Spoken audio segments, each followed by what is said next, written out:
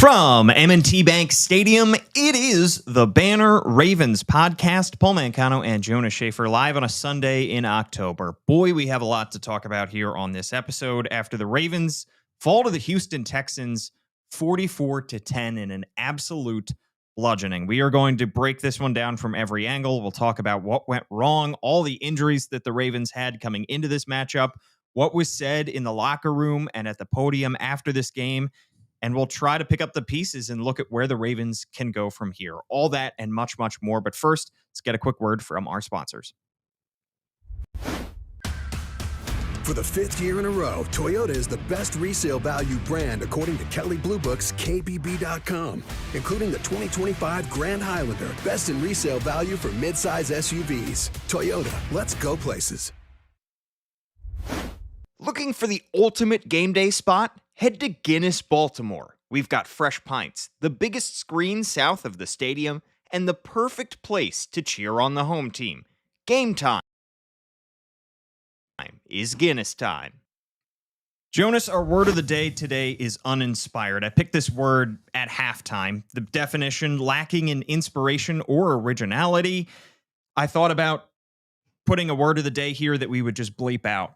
Just some kind of obscenity, but I decided against it. Honestly, looking back at my decision to pick this word at halftime, it feels kind. Uninspired would be a polite way to put the Ravens' effort today.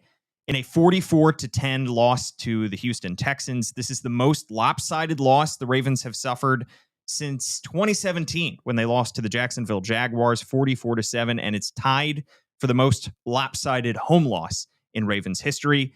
Ravens fall to 1-4 for the second time in franchise history. The only other time was 2015 when the Ravens started 1-6. And Jonas, I think it's very fair to say that this team is also in danger of dropping to 1-6. Through the first 5 games of the season, throughout Ravens history, for any first 5-game stretch, the Ravens have allowed the most points, the most yards, and forced the fewest turnovers. Jonas, this was an absolute bludgeoning and an embarrassment against a not that good Houston Texans team here at home. No, I think probably the most damning indictment of this Ravens performance comes in the trenches. I mean, that's something we've talked about ad nauseum. And I think if there were any team left on this Ravens schedule coming into today that we thought, all right, that's a bit of a fairer fight, it would be this Texans run game. You know, remade offensive line. You've got the desiccated corpse of Nick Chubb at running back. You don't really have a run threat in C.J. Stroud to take the heat off that backfield. The Texans came in today with the worst rushing success rate in the NFL. So, of all the teams trying to stay ahead of the sticks, the Texans were the worst. They finished the game with a top 5 mark in the NFL. At halftime, they had a mark that would have been the best in the NFL. And the Ravens had Travis Jones. You know, obviously, no Nami Madubuike, no Broderick Washington. They had John Jenkins. They had Davius Robinson. No Roquan Smith, I guess, is a big deal in run defense. I think his shortcomings in pass coverage have definitely been laid bare, but you still need him in run defense. But to be run over the way that they were in short yardage on early downs, it was pretty galling. And I think it was interesting, and I think definitely raised a few eyebrows that was the one thing that John Harbaugh specified post game that the Ravens need to get fixed because they haven't gotten it fixed all year. You know, they were not, slaughtered in this game that they were. They weren't slaughtered in week 1 the way that they have been in previous games, but it was the same deal where they just couldn't get off the field in certain situations. And the Ravens were, again, just completely bamboozled today by a pretty straightforward vanilla pretty vanilla run game. And that was trouble for them because that just set the Texans up for play after play action play. It felt like it was not until the second quarter that C.J. Stroud missed a completion on a drop back with a run fake. It was just so easy for this offense to stay on schedule. And we expected better from this Ravens defense, even though there was no Kyle Hamilton, no Roquan, no Marlon Humphrey. You still have linebackers with starting experience. You still have a lot of veterans up front. Malachi Starks was a first-round pick. You should at least have a competent group of cornerbacks there with Nate Wiggins, being close to full strength, and TJ Tampa on the other side. But there was just no resistance given. 6 total offensive touchdowns for the Texans through the first 4 weeks, and the Ravens give up 5 touchdowns. Yeah, the Ravens defense obviously was hugely depleted. We've talked about it before. The number of injuries that this defense suffered over the past couple weeks is pretty absurd. You're without Nnamdi Madubuike. He's a $100 million player.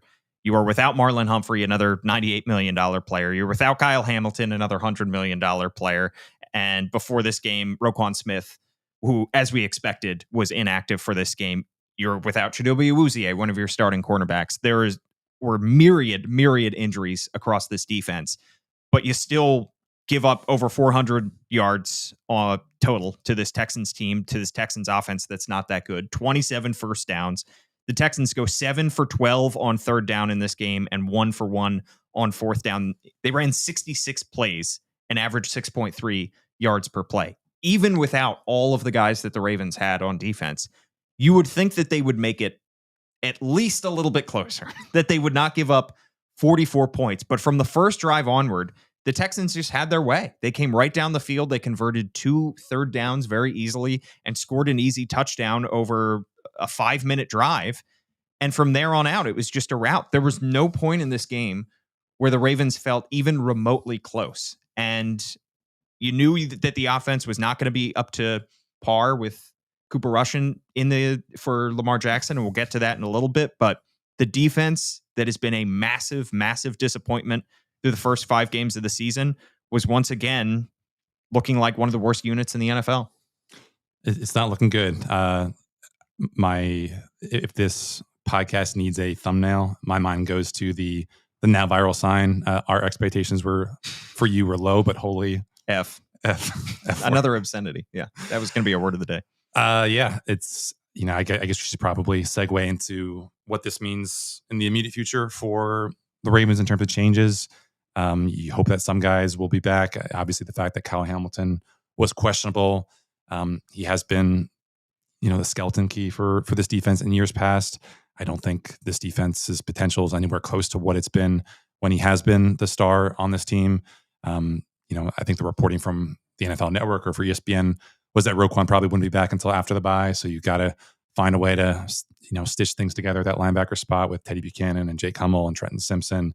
Obviously Kyle Van Noy came back. Marlon Humphrey probably won't come back until after the bye. So I think there's a huge amount of pressure right now on Zach Orr. And, John Harbaugh was asked today whether he would consider making any changes to that staff. And he said he doesn't really think that's the productive use of the Ravens' time. I think we should say at this point in time, because after the Rams, who, by the way, are on the other end of the spectrum in terms of offensive production from the Texans, we're joking with them joking with some media members that they could probably come into Baltimore next week and score 50 with their eyes closed. Yeah. That's what it feels like. It does feel like this is maybe Zach Orr and perhaps a couple other coaches coaching for their jobs, because I don't know what other opportunity you'll have for as clean a reset as that one. No one on this coaching staff should feel safe at this point. I mean, and like the problem is that Chuck Pagano would be the natural fill-in, but this past defense has done nothing to cover itself in glory. You have Keon Martin, who looked great in the preseason, coming in today and finishing with 3 turnovers. You've got TJ Tampa, whose best asset is his length and his ability to win those 50-50 balls, giving up touchdowns in the red zone. You've got Malachi Starks, who everyone raved about his ability to lead this defense. Getting beaten by a trend breaker. I think on that big pass play that CJ Stroud threw to the left corner, it looked like a flood concept with 3 differing levels of depth from the receivers, and the deep receiver, rather than bend it to the right, kind of turned it to the left and just left Malachi Starks looking like a top. But at least he committed a face mask at the end of that too. Insult into injury.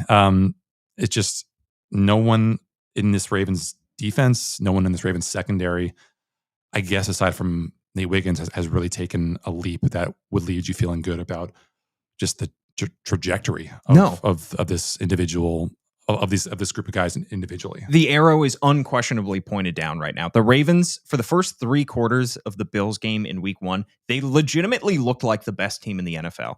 Everybody felt confident in their preseason predictions that this team would go to the Super Bowl. And then it fell apart in the fourth quarter against the Bills. Bills get a little bit lucky. You're able to chalk that up to Josh Allen magic or Ravens being in their own heads about a team that just beat them. Then they come out against the Browns. They're flat for 3 quarters, but the talent just is too overwhelming and they pull out the win. But the last 3 weeks, they have looked worse and worse. And it seems like there is no way that this team, that anything can get better. I mean, even if they do pull the trigger during the bye week and fire Zach Orr and install what we assume Chuck Pagano as the defensive coordinator, if he even wants that job, because remember before the season, he was saying he wouldn't want to come back to be a head coach or anything. Defensive coordinator, you're adding a lot to his plate, and he's all of a sudden tasked with the responsibility of fixing a defense that has been terrible. You can't just flip a switch and expect this defense to suddenly perform. And even if you did, you're still probably going to be 1-5 at that point. What over the last 3 weeks gives you confidence that this team is going to be able to figure things out and that, it's a few plays here or there. It's just underlying. Ravens got beaten down in all 3 phases of the game. In coaching, they were absolutely run off the field. There is nothing for this Ravens team to hang their hat on. Nothing for Ravens fans to feel good about it. This rookie class, you just mentioned Malachi Starks, has not looked good. Mike Green has not looked like an NFL player who is ready to contribute. Even Tyler Loop, who has been their most productive rookie as a 6th-round kicker, missed a kick today. Teddy Buchanan continues to look lost out there at linebacker. Carson Wentz, in their 5th-round pick, is a healthy scratch every week. Emory Jones is still just practicing. The rookies don't look good. The veterans don't look good and are hurt. What is there for this Ravens team to feel good about? Just that last year they had a turnaround that was unprecedented, and are they just expecting that to happen again? That they can't be. Maybe we should talk about the Kyle Van Noy press conference. Yeah, that was definitely eye opening. I can't remember everything that was said. I don't have the transcript in front of me, but did have the opportunity to ask the last question to Kyle and just basically asked him, because he had mentioned toward the end of his presser that the team needs accountability. And I just like, hey, you've been around these guys. Has there been the necessary accountability? And what does that look like this week? And he kind of punted on the first question, but he said, like, I guess we'll see if there's accountability during a week like this. And that's fair. I mean, obviously some of the guys who, if you are a Ravens fan who's critical of this defense, and you're not happy with Roquan Smith, not happy with Marlon Humphrey, these guys who are being paid to be not just force multipliers on defense, but team leaders in that locker room, if they can't be on the field, then it's hard for them to be accountable, beyond just helping out in the meeting room and the locker room. But like you said, there are a lot of guys who have had established roles on this team, either as starters or as big time contributors, who just have not really elevated their game in a way that's meaningful. And Derrick Henry, ultimate team guy, was talking about how he feels the messaging from this coaching staff hasn't really been falling on deaf ears. But at a certain point like this, when you're being told one thing after another, and you look up and it's now 2 straight games and a quarter where you've just gotten bullied, then you have to wonder just how much do I actually buy the messaging from the coaching staff or from the leaders who are parroting what these coaches are saying. And that's on the offensive side of the ball too. I mean, it just, if you're Justice Hill, if you're Derrick Henry, if you're Keaton Mitchell, how can you trust, that the A gap is going to be there, on a inside dive when the film shows Daniel Failele and, Andrew Voorhees and even occasionally Tyler Linderbaum getting pushed back and getting no push whatsoever. It's really tough. It's a really, really tough spot to be when everything is going against your way. It feels like physically, mentally, spiritually. It's just, they're in a nightmare. They're in a 7th circle of hell right now. Yeah, they're in a spiral right now. I do want to play for you the press conference clippings from the press conference of Kyle Van Noy in this one too, because he just seemed truly lost. This is just a defense that has no answers. It would be one thing, I think, if guys are going through right now had any semblance of how to fix this thing, but it doesn't seem like from the rookies to the veterans that they have any idea how to fix this. Here was Kyle Van Noy after the game. We got to get our shit together. Just being brutally honest. Coaches can give us the plays, but we got to execute. And it doesn't matter who you are in there. Do your job. Coaches ask you to do something, do it. Me included. We're 1-4, right? And I don't ever think it'll be a rock bottom. I mean, it could if it keeps going this way, but I just think we have good enough players that all it takes is literally like one play to change it, one win to change the momentum, and somebody has got to do it and believe that they're going to do it, and continue to show up and work. I think as a group, I will say guys are working. Like, we're not working. We're not trying. We just got to play better. That's as simple as I can get, and take accountability too for not playing well. Yeah. You mentioned accountability. Have you seen enough of that from the team after these losses, and what does that look like? Yeah, that's a good question.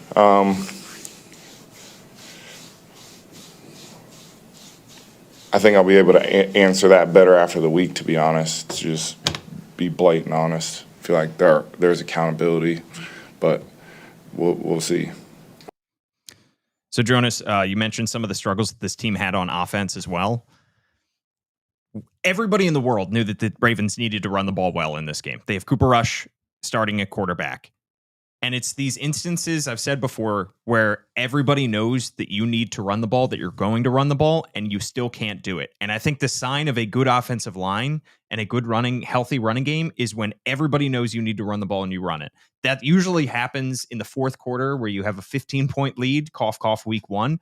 But it can also happen in a game like this where you have all week to game plan and to come up with a way to get Derrick Henry free, to get Keaton Mitchell into the action, to get Justice Hill coming out of the backfield and doing stuff. They couldn't generate anything on the ground. 44 rushing yards in this game with a Hall of Famer in the backfield who is having a very down season compared to his first season with the Baltimore Ravens. I think this offensive line, I'm not going to say they're one of the worst units in the NFL. I'm not going to say they're a bottom 10 unit. I may not even say they're bottom half of the NFL, but they are just mediocre. This is just an offensive line that can do just enough to keep Lamar Jackson upright most of the time, and that's about it. They can run the ball pretty much only because Derrick Henry is behind them. I don't think this offensive line is going to win you any games. No, I can't disagree with that. Very little push on early downs, which is what they needed to do to keep Cooper Rush upright. We saw some freelancing from Cooper Rush trying to put on his Lamar Jackson cape and spin away from trouble, but that did not do anything. We saw Keaton Mitchell get a couple touches that were productive, where he's just kind of getting a nice run up to the line of scrimmage and was able to be productive there. But other than that, just very little between the tackles. I think we're probably seeing, some of the deficiencies in the Ravens blocking out wide. Tylan Wallace is obviously a trooper when he's coming in the game, but I don't know if he's been as productive as, for instance, Nelson Aguilar was last year, just when they get into these kind of condensed splits.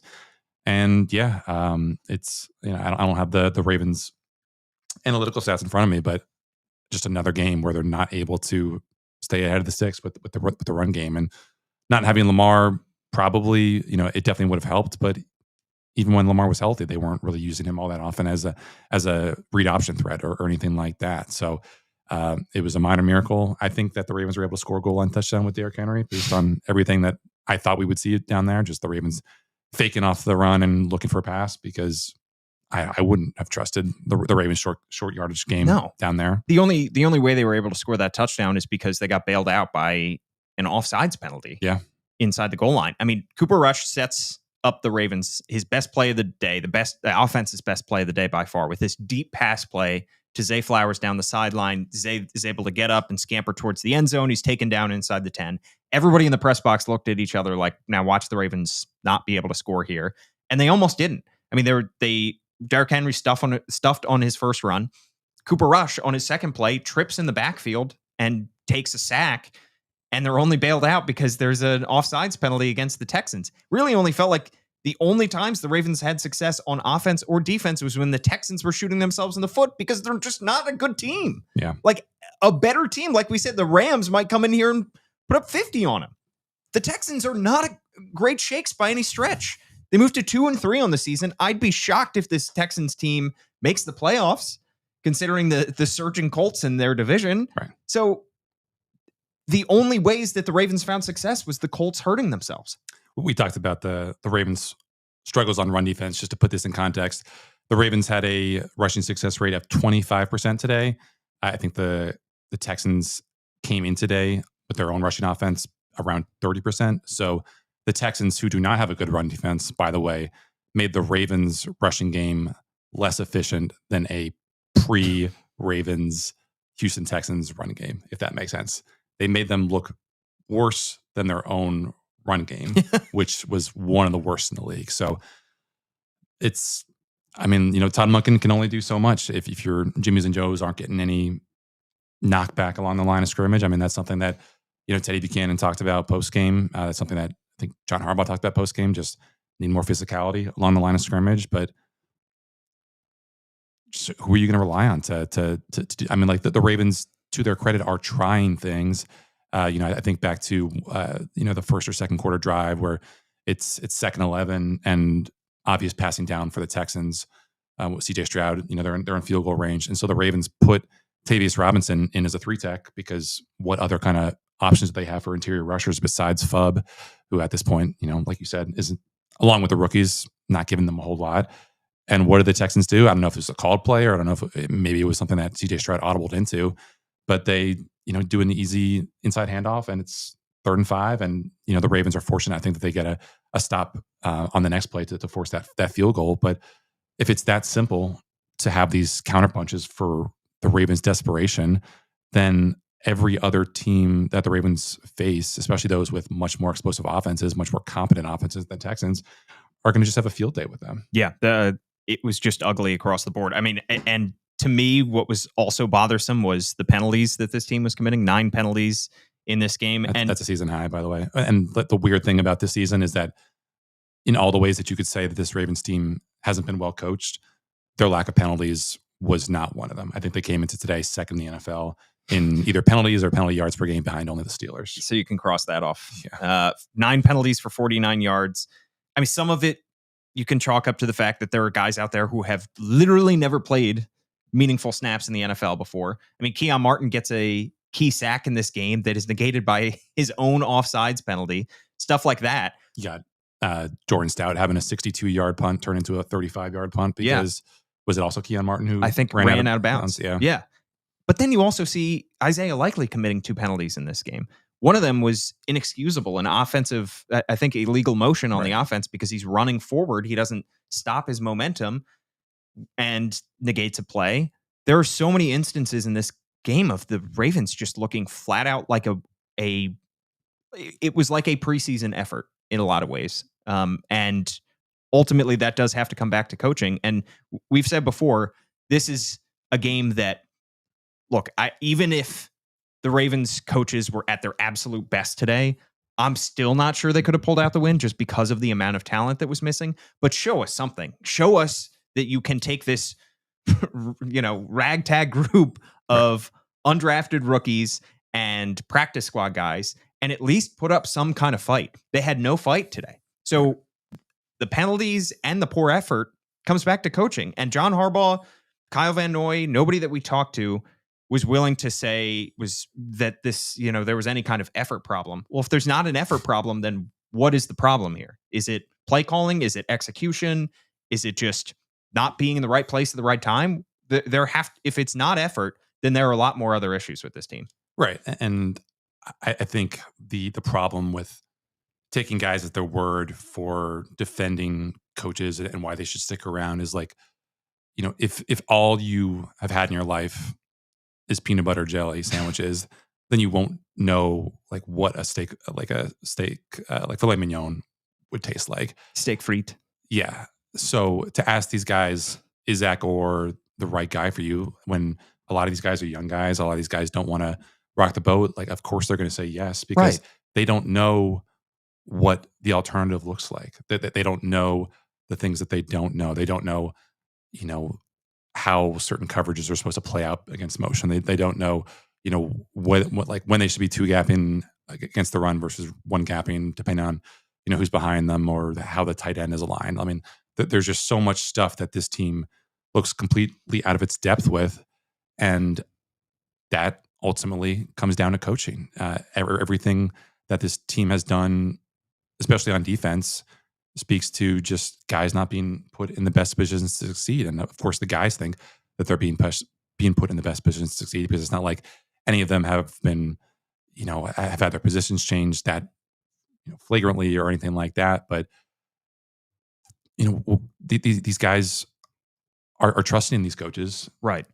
and that trust is not paying off clearly. Yeah. And I guess you could say that trust has not really started to erode publicly.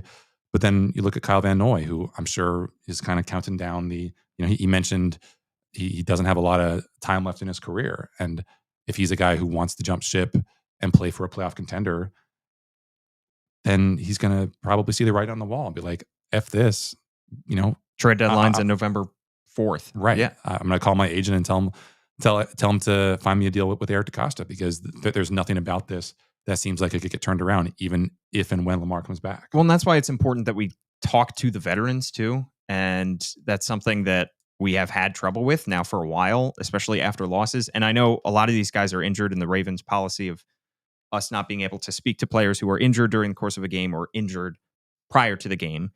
The guys that we want to hear from the most are Kyle Hamilton, who got up and spoke eloquently a couple weeks ago and took a lot of the blame, a lot of the heat upon himself, and honestly acted very maturely in that moment.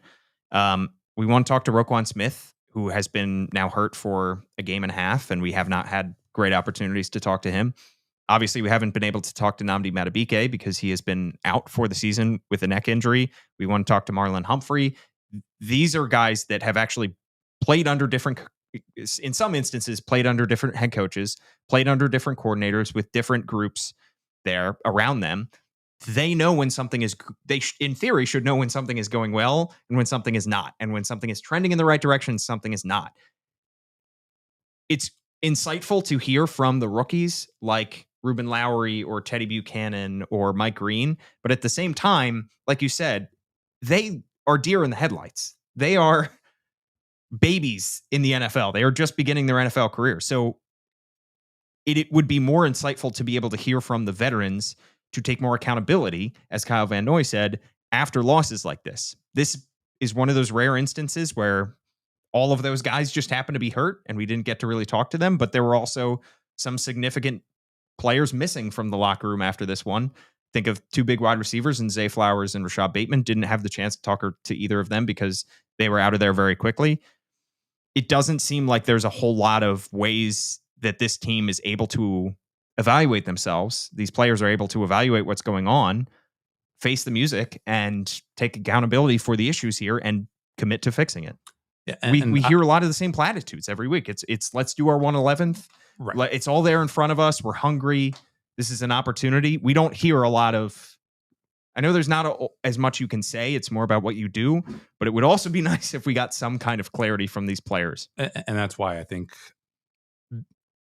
quotes like the one that we got from Marlon after week one are worthy of deeper scrutiny, where he made headlines where he said, you know, we're not going to be repeat offenders. It's not going to be a situation where someone's been doing something wrong and nothing gets said. And I think he meant that in terms of the players. And I think we saw that enacted with Jair Alexander getting the hook pretty quickly and not playing from weeks 2 to 4 as he, you know, got in better game shape.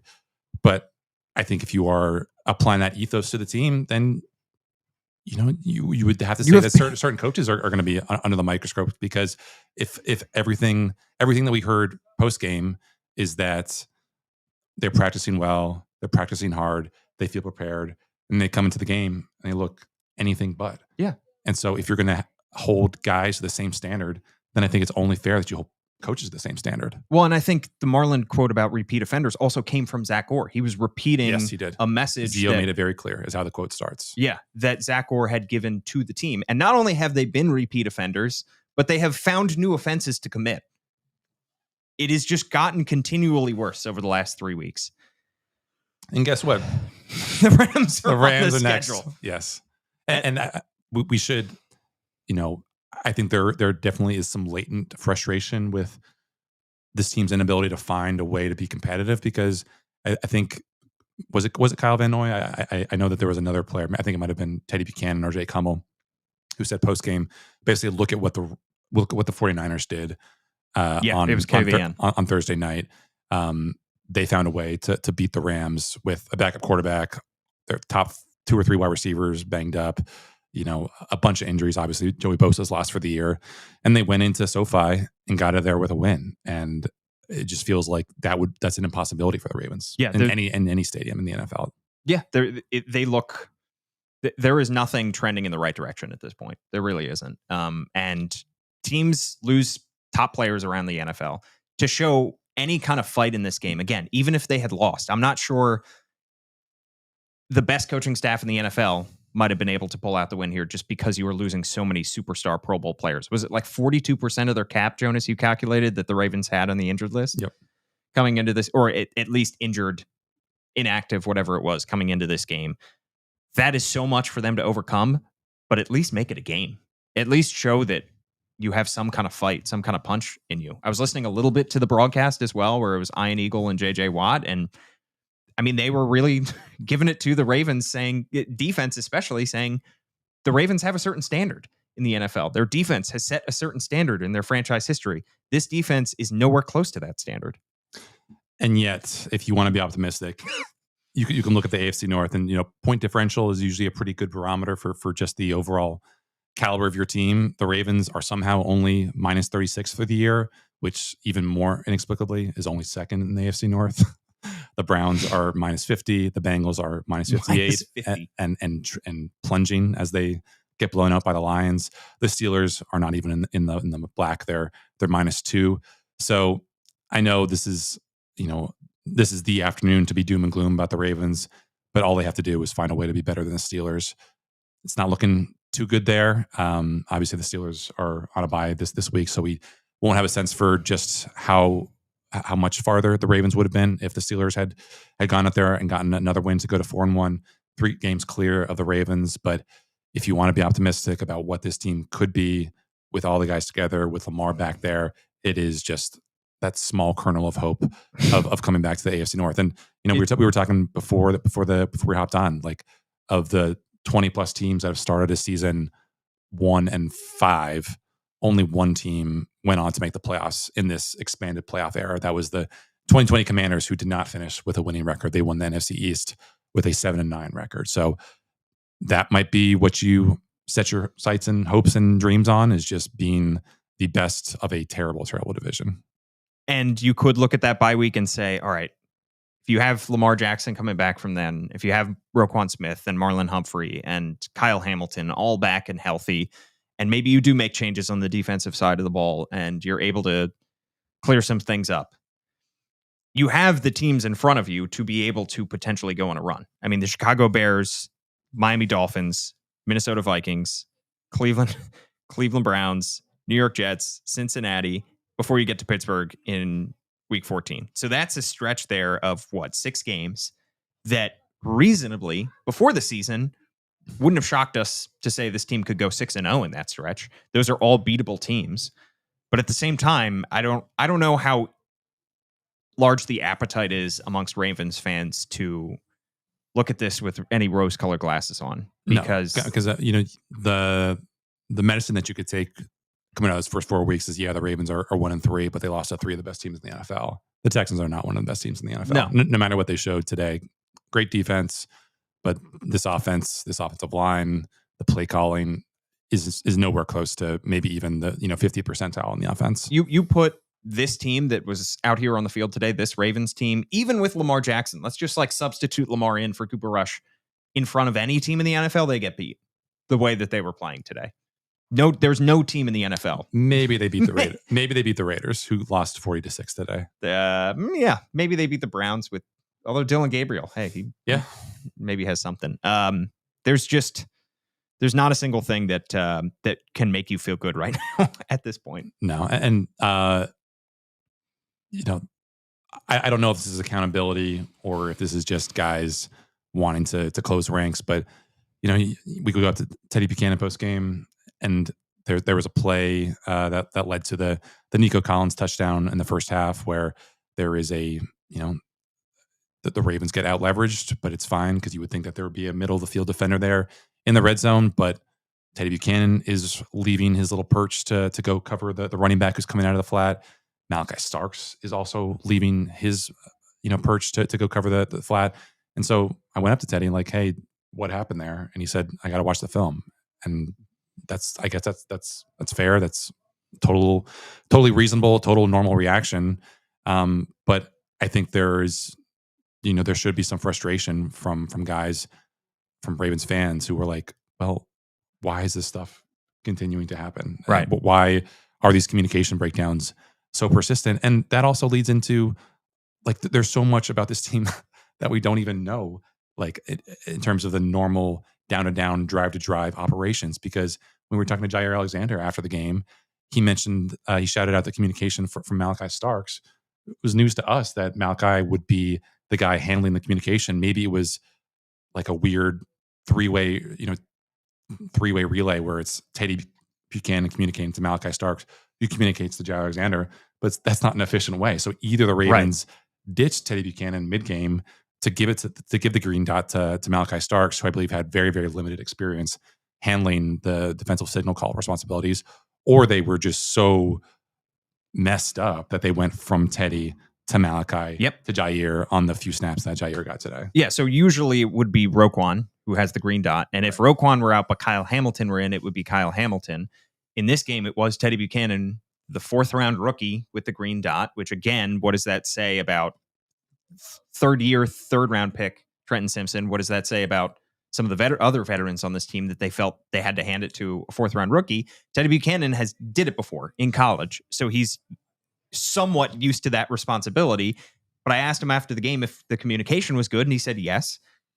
And apparently it wasn't, because if plays were going through from Zach Orr to Teddy Buchanan to Malachi Starks and then to Jair Alexander, that is way too many stops along the way. We all know what happens when you play a game of telephone. And we all know what happened last year when this team habitually had issues with communication. And then it wasn't until the first Steelers game that they're able to get that stuff buttoned up. And they said, well, we have a way to figure this stuff out now.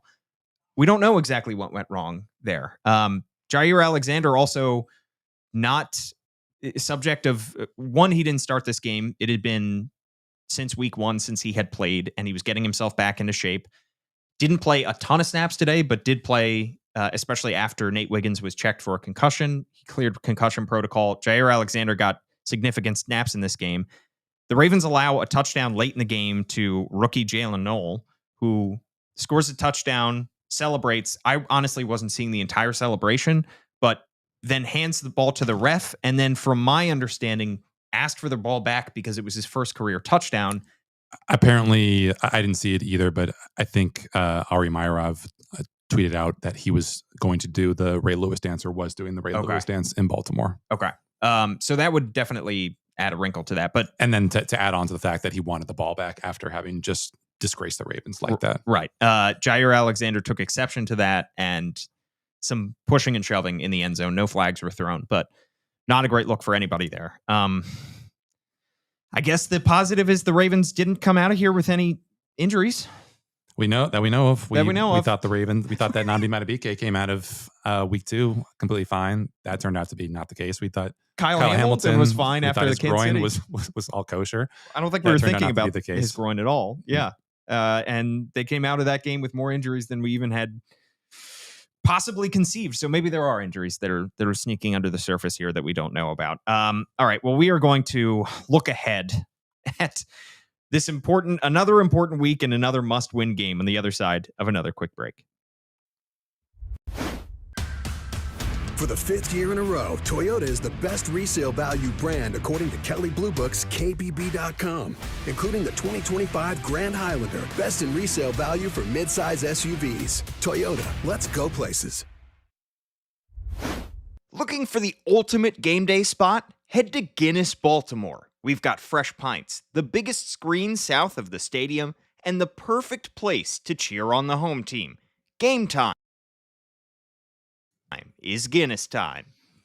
So the Ravens are 1-4. Next up on the schedule is the aforementioned LA Rams at home, and then it's the bye after that. And Jonas, even if the Ravens are able to get some pieces back, potentially, who knows, Lamar Jackson, Kyle Hamilton, Roquan Smith, et cetera, they have an uphill battle facing the LA Rams. And I can't imagine, certainly not with Cooper Rush and maybe not with Lamar Jackson, that they would be considered favorites in that matchup against the Rams, considering how they've looked. No, Rams are already 4.5-point favorites on FanDuel. There we go. If you fall to 1-5 going into the bye, you can't just bang your head against the wall and try to do the same thing. I mean, we mentioned it off the top, but that's probably the time where you would consider making some changes to the coaching staff, and it might be time to consider making some serious changes personnel wise too. Yeah, that would be. Obviously, that would be near the end of it will be the end of the 3-week window for Emory Jones. We don't know just how fast he's coming along. Talking to some guys in the locker room, they really like what they've seen from him, but it doesn't sound like he's doing that much. So again, as much as Ravens fans are pinning their hopes and dreams on a revitalized interior, I think it would be best if you guys exercise a little bit of patience with him coming back. Where would he take over Andrew Voorhees' spot at left guard? It just depends on how much better they feel about those two guys. I don't know. I mean, obviously, Corey Bullock could be an option. I know he played center primarily in the preseason. That's how he made this team, but he does have some experience at guard, and obviously the skill sets are pretty comparable. Other than that, you just kind of shrug. I don't really know beyond just throttling some guys snap and giving other guys more snaps. What you want to do? Like, I mean, I thought DeAndre Hopkins was a bright spot today, but if you want this offense to be more explosive or give Lamar easier throwing lanes, do you want Devontae Walker's speed out there? Do you want to see more Keaton Mitchell than Justice Hill? Not that Justice Hill was at an issue at all today. I mean, it just comes down to what these guys are being taught, how they're being coached, because as much these guys talk post game about physicality, unless everyone just comes back with a undetectable steroid regimen, like they're not going to go from pushovers to the bullies in a span of a couple of weeks. Like, obviously technique helps to maximize the force that you're exerting on certain plays. But if they're getting pushed around right now, there's not a magic fix for them becoming all of a sudden just this team that takes your lunch money on every single snap. And we've talked about how the Ravens might consider using the trade market to try to replace some of the injured players, in particular, the guy that they know is going to be out for the season in Nnamdi Madubuike. We mentioned, Tennessee Titans defensive lineman Jeffrey Simmons is somebody that they could go out and get. Thing is, if you're 1-5 through your first 6 games, are you really going to sink draft assets into a player that is going to help you win in the short term? No, I mean, I think probably not. If anything, you'd probably look to be sellers and just recognize the guys on this team who are on short-term deals, who want out and want to play for a team, want to play for the kind of team that they thought they were getting into.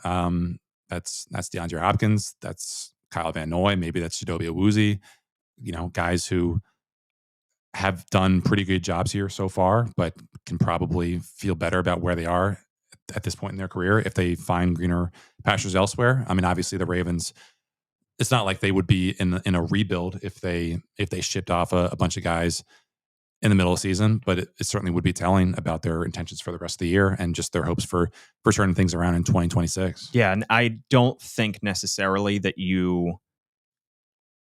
the move of potentially firing Zach Orr at the bye, to me, that wouldn't mean anything one way or the other. That wouldn't be a signal that they're trying to fix this season and they're trying to go for it. And it also wouldn't be a signal that they're punting on the season, they're giving up. Right. That's just a move that I think they might make because things have gotten so bad that, one, somebody on the coaching staff has to be accountable, and two, they might think that Chuck Pagano or somebody else might give them just a floor raiser that could get them to an acceptable level defensively. Because to be at where they are right now, the Browns game is the only game in which they did not give up 37 or more points, I believe. So to be at where they're at right now it's truly unacceptable for the Ravens standard or for any other team standard. Yeah, and that's why. I mean, yeah, I don't know what the Ravens could do next week short of winning that would hold off on some kind of domino falling. Yeah, and I hate to say must win, and we used.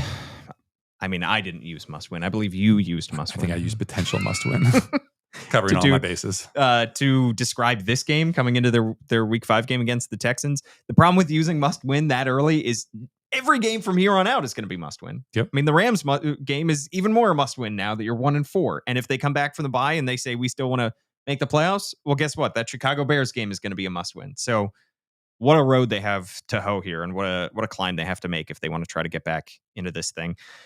At Jonas_Shaffer is his handle. I'm at Paul Mancano and at All Banner Sports. We have so much more coverage for you on thebanner.com, where you can subscribe $1 for 6 months. Shout out to the Banner.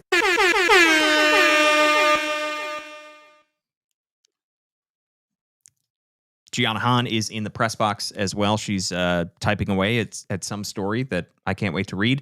And we will have more coverage throughout the week as we hope to get some kind of injury news on some of these guys, and we prepare for the LA Rams. We will have a podcast for you, assuming there's no more crazy news this week and we don't have to do a triple pod week.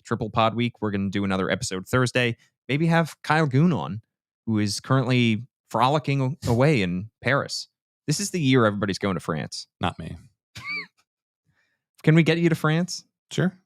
We can start a GoFundMe. A GoFundMe? I look forward to your generous contribution. Get Jonas to Paris. Give us a 5-star review, by the way, on Apple Podcasts, and I will read it out here on the show. Give us a like, a thumbs up anywhere that you are watching or listening. Thank you so much for tuning in. For Jonas Shaffer, I'm Paul Mac.